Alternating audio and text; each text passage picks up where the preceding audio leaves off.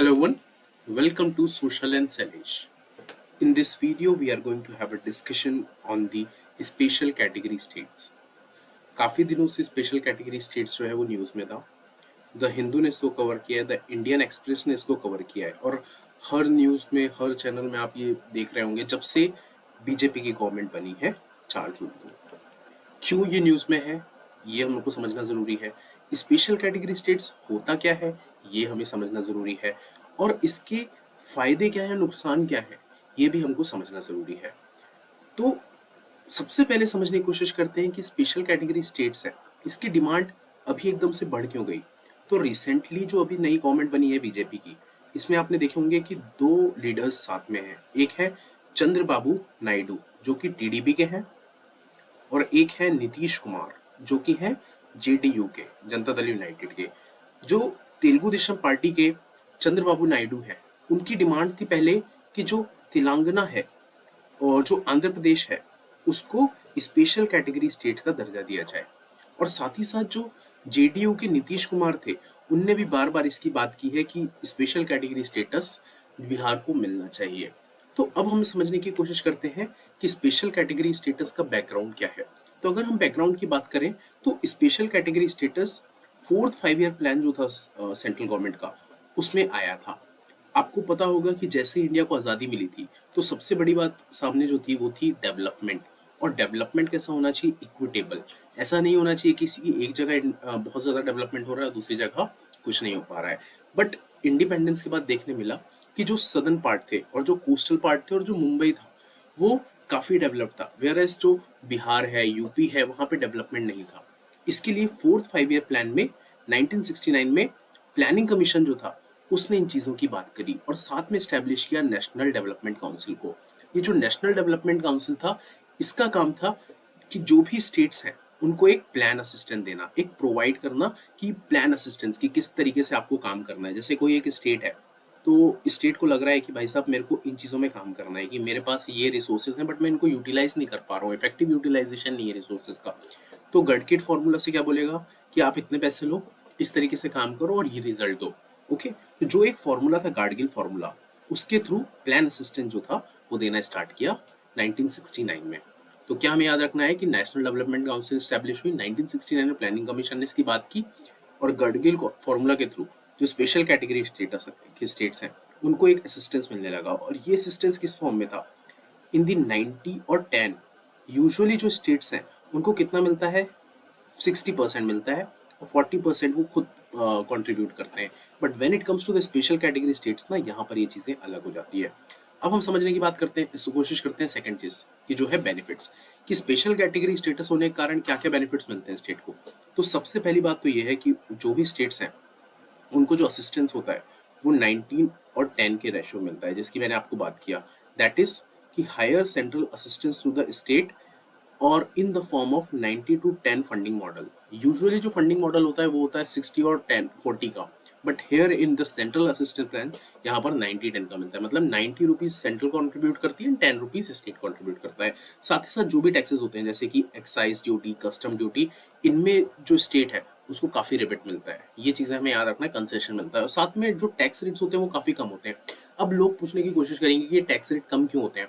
तो भाई साहब अगर जो स्टेट है उसको सेंट्रल इतना ज़्यादा असिस्टेंस दे रही है तो उसको बहुत ज़्यादा ज़रूरत थोड़ी ना पड़ेगी पैसे की। अगर हम अदर स्टेट को देखें तो वो अल्कोहल के ऊपर इतना डिपेंड क्यों होते हैं, इतनी एक्साइज ड्यूटी के पीछे क्यों पड़े रहते हैं कि अल्कोहल, जैसे कोविड आया था तो सब स्टेट बोल रहे थे कि भाई साहब अल्कोहल तो वापस बेचना स्टार्ट करो। क्यों?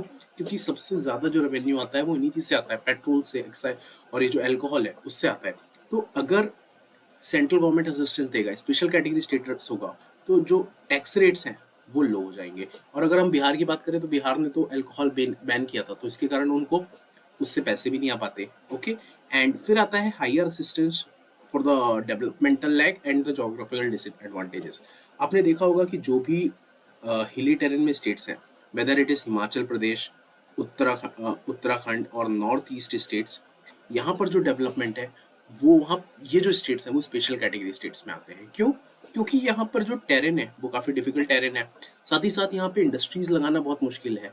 ऐसे में जो मेजर फोकल पॉइंट हो जाता है वो हो जाता है सेंट्रल की तरफ से असिस्टेंस। तो ये होते हैं इसके बेनिफिट। अब हम समझने की कोशिश करते हैं transition of the planning commission to the NITI Aayog. तो नीति आयोग का रोल इसमें कितना ज्यादा होता है ये हमें समझने की कोशिश करना है। तो आप सबको याद होगा कि 1 जनवरी 2015 को एक एग्जीक्यूटिव बॉडी स्टैब्लिश हुई थी जिस बॉडी का नाम था नीति आयोग, जिसने कि रिप्लेस किया था किसको, प्लानिंग कमीशन को। अब ये जो प्लानिंग कमीशन था ये एग्जीक्यूटिव बॉडी थी। एग्जीक्यूटिव बॉडी दैट मीन्स कि एक रेजोल्यूशन से आया है, स्टैट्यूटरी मतलब कहीं पे कोई लॉ नहीं है इससे रिलेटेड, कोई कॉन्स्टिट्यूशन में डिफाइन नहीं है। अब जो ये प्लानिंग कमीशन था वो क्या करता था पहले कि गडगियर फॉर्मूला के थ्रू जो स्टेट है उनको पैसा देता था कि भाई साहब आप ये काम करो, इसके लिए इस चैनल से आपको पैसा मिल जाएगा। बट जो नीति आयोग आया, नीति आयोग ने एक जो फॉर्मूला बनाया तो उसमें उन्होंने प्लान असिस्टेंस देना स्टार्ट किया थ्रू द फाइनेंस कमीशन। कि फाइनेंस कमीशन के रिकमेंडेशन है, फाइनेंस कमीशन ने बोला 42% तो इन प्रोजेक्ट्स के थ्रू आपको मिलेगा और ये चीजें पैरामीटर्स पे आपको पैसा मिलेगा।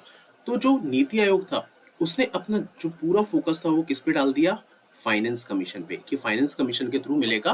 बट फाइनेंस कमीशन के थ्रू भी पैसे उनके लिए मिलेगा कि जो ट्रांसफर सेंट्रल स्पॉन्सर्ड स्कीम या सेंट्रल सेक्टर स्कीम्स के अलावा हो।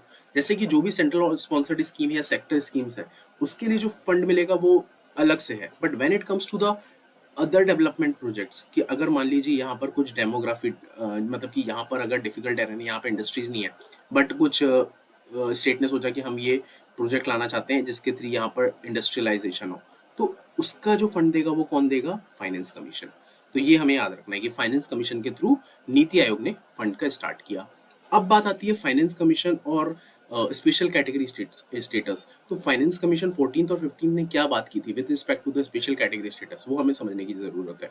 तो 14 फाइनेंस कमीशन जो था उसने इन डिमांड्स जो थी, स्टेट्स की डिमांड थी, उसको मतलब कि उसको एक्नॉलेज किया था और समझने की कोशिश की थी कि हाँ भाई साहब आपकी जो डिमांड है वो जेन्युइन है और कुछ स्टेट्स हैं उनको ज्यादा जरूरत है। जैसे कि उन्होंने बोला था कि जो नॉर्थ ईस्टर्न स्टेट्स हैं और हिली स्टेट्स हैं इनको ज्यादा पैसे की जरूरत है with respect to the central grant. तो ये चीज हमें याद रखना है कि 14 फाइनेंस कमीशन ने इसको एक्नॉलेज किया था। But when it comes to the 15 finance commission, इसने कुछ भी बात नहीं करी with respect to the special category status. But इसने ये बोला कि 10.5% जो है पैसा डिवॉल्यूट टैक्स का वो नॉर्दर्न ईस्ट स्टेट और हिली स्टेट जो है उनको मिलना चाहिए। अब ये पैसा अगर नॉर्थ ईस्ट स्टेट्स और हिली स्टेट्स में जाएगा तो इसके कारण क्या होगा कि जो सदर्न स्टेट्स हैं या वेस्टर्न स्टेट्स हैं जो ज्यादा कंट्रीब्यूट करते हैं फॉर द सेंट्रल फंड, तो वो उनको उतना पैसा मिल नहीं पाएगा। इसी कारण आप लोगों ने देखा होगा कि बीच में डिमांड स्टार्ट हो गई थी, नॉर्थ वर्सेस साउथ वाली जो डिबेट स्टार्ट हुई थी ना, उसमें सबसे बड़ा फोकल पॉइंट यही था कि वो बार बार कह रहे थे कि हम इतना कंट्रीब्यूट करते हैं रुपए और हमको रिटर्न में इतना मिलता है, it is just like the penny. तो इसी कारण ये चीजें स्टार्ट हुई थी। अब हम समझने की कोशिश करते हैं कि स्पेशल कैटेगरी स्टेटस की बात तो सब कर रहे हैं, इसमें चैलेंजेस क्या हैं। तो सबसे पहला है पॉलिटिकल टूल। दो तरीके की पार्टी होती है, एक होती है रीजनल और एक होती है नेशनल पार्टी। रीजनल पार्टी जो होती है उनका मेन मकसद क्या होता है कि उस रीजन के जो इंटरेस्ट हैं उसको सिक्योर करें, उनकी बातें करें। वेयर जो नेशनल पार्टी होती है वो नेशनल इंटरेस्ट और एज अ होल काम करती हैं। अब जो रीजनल पार्टी होती हैं वो जनरली अपना जो रीजन है उसको कैप्चर करने की कोशिश करेगी, उन चीज़ों की बात करेगी। जैसे अगर आप इलेक्शन देखें 2000 एंड आई थिंक 21 या 22 कब हुआ था, जो बंगाल इलेक्शन था वहां पर बंगाल अस्मियता की बात हो गई थी कि बंगाली वर्सेस ये करके बातें स्टार्ट हो गई थी। तो ये जो रीजनल पार्टी होती है ना, ये इस स्पेशल कैटेगरी स्टेटस है इसको एक पॉलिटिकल टूल के यूज टाइप पे यूज करता है कि भाई साहब हमको स्पेशल कैटेगरी स्टेटस दो, अगर आप नहीं दोगे दैट मीन्स कि आप हमारे साथ भेदभाव कर रहे हैं। तो इस तरीके से जो पॉलिटिकल टूल है उसके लिए स्पेशल कैटेगरी स्टेटस यूज होता है। जैसे कि आरजेडी अभी इसको यूज कर रहा है इन दी बिहार। ओके, मेरा कोई एफिलिएशन नहीं है किसी पार्टी से, but I am telling you the real picture whatever is happening. Okay, second है regional demands over the national interest. इसको आप यूज भी कर सकते हैं किसी भी कीवर्ड, मतलब कि किसी भी आंसर्स में कीवर्ड के तौर पे। तो इसके कारण जो नेशनल इंटरेस्ट है वो कॉम्प्रोमाइज होता है। जैसे कि अगर सेंट्रल बार बार पैसे स्टेट को देना स्टार्ट कर देगी, हर स्टेट अगर स्पेशल कैटेगरी स्टेटस बन गया, स्टेट बन गया, तो फिर तो सेंटर और स्टेट का कोई फर्क ही नहीं रहा। और स्टेट्स में मतलब सारे स्टेट से अगर स्पेशल कैटेगरी स्टेटस है तो फिर तो पूरा रोल ही चेंज हो जाएगा, जो इसका रैशनल था वो खत्म हो जाएगा। तो इससे हम कह सकते हैं कि एक कीवर्ड है that is regional demands over the national interest, की नेशनल इंटरेस्ट जो है उसके ऊपर रीजनल डिमांड्स बढ़ते जाएंगी। और जो 1948 से लिंग्विस्टिक डिमांड की चल रही थी ना कि लिंग्विस्टिक बेसिस पे स्टेट्स होने चाहिए, तो उसमें नेहरू जी ने भी यही कहा था कि इसके कारण रीजनल डिमांड्स बढ़ जाएंगी। हर छोटा छोटा जो कस्बा है वो बोलेगा कि हमारी भाषा अलग है, हमको एक नया स्टेट बना दो। तो रीजनल जो नेशनल इंटरेस्ट है वो कॉम्प्रोमाइज होगा। Second, fiscal burden. अब आप खुद सोचिए कि अगर 90% अगर सेंटर फंड अगर पूरा स्टेट को दे रहा है, तो सेंटर के पास भी तो डिफेंस है, ओके, सिक्योरिटी है, डिफेंस है, और अ, जितने भी सेक्टर्स हैं, एविएशन है और काफी सारी सेक्टर्स हैं, इनमें कैसे काम करेगा स्टेट सेंटर? तो इसी कारण जो फिजिकल बर्डन है ना वो सेंटर के ऊपर बढ़ जाएगा, और it will affect the physical marksmanship. You can use this keyword physical marksmanship. इसके बाद बात आती है बजटरी कांस्टेंट, कि बजट रेवेन्यू आएगा ही नहीं, और जितना रेवेन्यू आएगा वो सेंटर स्टेट के पास चला जाएगा। तो सेंट्रल का जो डेवलपमेंटल प्रोजेक्ट है वो मतलब कि उसमें उसके साथ कॉम्प्रोमाइज होगा, और फिजिकल डेफिसिट जो है वो बढ़ जाएगा। फिजिकल डेफिसिट बढ़ेगा तो इसके कारण क्या होगा? फिजिकल डेफिसिट बढ़ेगा तो इसके कारण बहुत ज्यादा इन्फ्लेशन बढ़ सकते हैं, बहुत ज्यादा इसके रिपरकशंस होते हैं। और जितना हम कैपिटल एक्सपेंडिचर में इंटरेस्ट मतलब कि इन्वेस्ट करते हैं ना कैपेक्स में, तो इसका मल्टीप्लायर इफेक्ट होता है, 1.28 होता है, आई थिंक 2.8 होता है, ओके, वट कैपेक्स का। वेरएस अगर स्टेट को आपने पैसा देना स्टार्ट किया तो वो सब्सिडी में दे रहा है, तो सब्सिडी से कभी कोई रिटर्न नहीं आता। तो इसी कारण क्या होगा कि फिजिकल डेफिसिट बढ़ेगा। और अब आपको मुझे बताना है कि एफआरबीएम एक्ट जो है उसने कितना फिजिकल डेफिसिट किस पॉइंट से किस पॉइंट रखने को कहा है। You need to tell me in the comment section. इसके बाद आता है एडमिनिस्ट्रेटिव चैलेंज। इसके कारण एडमिनिस्ट्रेटिव चैलेंजेस बढ़ेंगे, कि रीजनल टेंशन जो है स्टार्ट होगा। कि जैसे पहले मान लीजिए कि आंध्र प्रदेश एक पूरा एज अ होल था, तो उसके साथ तेलंगाना की कुछ भी लड़ाई नहीं होती थी, क्योंकि बात तो दोनों स्टेट की आती थी। बट अगर कुछ ऐसे इंटरेस्ट हुए जो कि तेलंगाना के फेवर में आंध्र प्रदेश के नहीं है, वाटर से रिलेटेड, तो इन दोनों के बीच में लड़ाई होना स्टार्ट होगी। तो इसके कारण क्या होगा कि रीजनल टेंशन जो है वो बढ़ेंगे। और साथ ही साथ ना इसके लिए एक ऐसा असेसमेंट चाहिए कि आप जिससे पता लगा सके कि भाई साहब टारगेट बेनिफिशियरी हैं कौन। But it is a Herculean task to do, कि हमें असेसमेंट करना बहुत ही हरक्यूलियन टास्क है। तो दैट्स व्हाई एडमिनिस्ट्रेटिव चैलेंज होगा इसके लिए एक बहुत बड़ा। अब क्या करने की जरूरत है जिससे कि स्पेशल कैटेगरी स्टेटस दिया जा सके, या फिर एक नेशनल इंटरेस्ट है या काम किया जा सके, ओके।